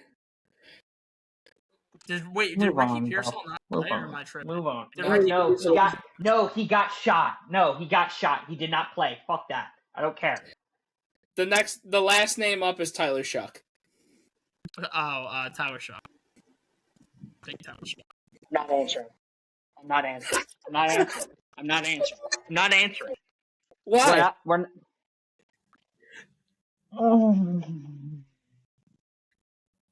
Are we dead ass? You're lucky I didn't put Jackson Dart on the list. I gave CJ that much respect. Justin, I will give you credit because there's a lot of narratives you just pushed in the past. There's no way that we're this low on CJ and then this high on Penix. I'm about as high on CJ as I am on Josh Allen right now. Let's play games.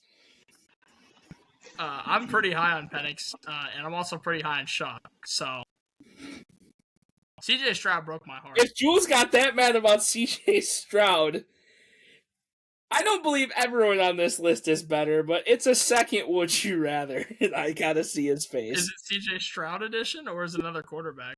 It's not another quarterback. Jules, sit up, because you might fall back down. Uh-oh. Would you rather Kenneth Walker edition? Oh, I literally knew this is where this was going. I love this. I actually might be about to glaze Kenneth Walker more than Jules is. But we're First name up, Devon Achane. Oh, Achane. Achane. Yeah. Kyron Williams. Kyron Williams. Kyron by slightly. The first name I hope you guys don't agree with, but there's comparable conversations for nasty reasons. Breece Hall. K9. K9. Travis Etienne. K9. That's actually closer than you'd think, I think. I'd probably rather have K9, but I think it's close. I think it's pretty... I think the conversation between Breece Hall and K9 is closer than Etienne Really? and K9. I really like Etienne clears both. I don't mind. I think Etienne's really good, but I just K9 again. I'm moved by his playoffs. Honestly, I'm very moved. Tony Pollard. K9. Tony Pollard. Wow, you think Tony Pollard's better than Travis Etienne? That's crazy. Yeah. Okay. Rico Dowdle. K9. Rico Dowdle. Okay. See, as I said, I'm gonna glaze him more than Jules is. DeAndre Swift. K9. K9. Now, wait. K9. Clarifying question: is it DeAndre Swift against my team or just DeAndre Swift? Okay, because it was against my team. He's putting 200 on you. But yeah, in general, yeah, K9. K9. Javonte Williams. K9. Javonte. Kyle Monangai. K9.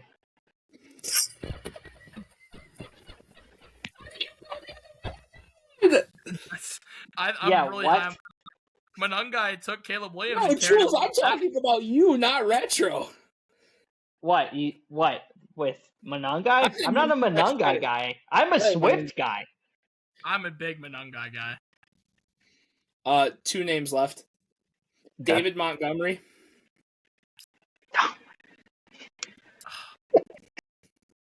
Oh, God. I'll say K9. I'm saying K9. I'll say K9. No, we're not dead ass. We're not dead ass. Literally the member of Sonic and Knuckles. It's a fair comparison. I'm still taking K9, but it's close. Thank you. It's not close. Jules, you were taking running, but you took Tony Pollard over Kenneth Walker. Tony Pollard is better than K9. Pollard can't even dream of holding Kenneth Walker's Tony Pollard had over 1,000 yards on like one of the worst offensive lines in the NFL. What are we doing? I just watched Kenneth Walker win Super Bowl MVP. I am not moved by Tony Pollard. And that's why we don't value Super Bowl MVPs. Lions deserves it. I'm adding another name, so you have 2 names now. Josh Jacobs. Josh Jacobs. And this one might sound crazy, but comparable for the reason behind running behind a dog shit line, Chase Brown. Chase Brown. Yes. Chase Brown. Clears. I understand it, but I'm taking K9. Chase. That's insane. Anyway. All right. Chase Brown is Walmart CMC. When we make that. Cam Scataba is Walmart CMC. When we make our... I was leaving him off the list because grass is green, and I didn't want Jules to have to pick CTE. When we make our quarterback and running back list, we're going to have some... I can already tell the conversations are going to be... We're going to not be able to do it on a podcast because it'll be 8 hours long. Yeah, probably. Well, are we going to do all 32 starting quarterbacks? Yes. No. Yes, we are. And we will rate backups higher than starters. Oh, I'm down. I hate you both, bro. I'm putting Mac I'll Jones. tell you right now. Oh, I will absolutely push agendas. No, let's do that. Yes, I'm with it. Mac Jones are 100% better than Tua. Mac Jones is better than Brock Purdy. Oh Facts. yeah, no, right. You're right. And the second greatest quarterback in the NFL right now is Drew Lock because rings, baby. So Because fuck he has a y'all. horse cock. Drew Lock has a horse cock. Ring. Yep. Ring. Ladies and gentlemen, if you want narratives that we don't know ball podcast is where you come. Clearly.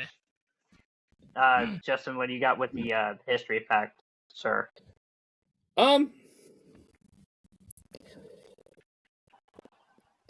There's absolutely fucking nothing. Not anything great here. What can I pull out here? Nope, that's an NBA All-Star game. That's not a real thing. There, this one's fine for me. Because I can, and I will. Time of recording, February 9th. 1989, Kevin Johnson ends NBA free throw streak at 57 games. Wow. Shout out KJ. Top 20 point guard of all time. Respect Kevin fucking Johnson. But is he better Shout than out Kyrie? KJ. Yes, He's better than Kyrie. He is better than Kyrie. Yes. Oh, yes. Dude, sign us off. We have to have a conversation. Oh my god. Oh my god. So that was Super Bowl edition of We Don't Know Ball. Again, now sadly football won't be here for 7 months, but check us back in when we start talking about off-season talks. Free agency lists, all the fun stuff. Pitchers and catchers reported today. It's baseball season, baby. Baseball. Shout out to baseball. Shout out to the MLB lockout that's going to happen in the middle of the year. Actually, replace retro with D-Dam and run a baseball podcast. Shout out D-Dam. But with that, guys, we're signing out. We'll see you guys next week. Later. Fuck Green Bay.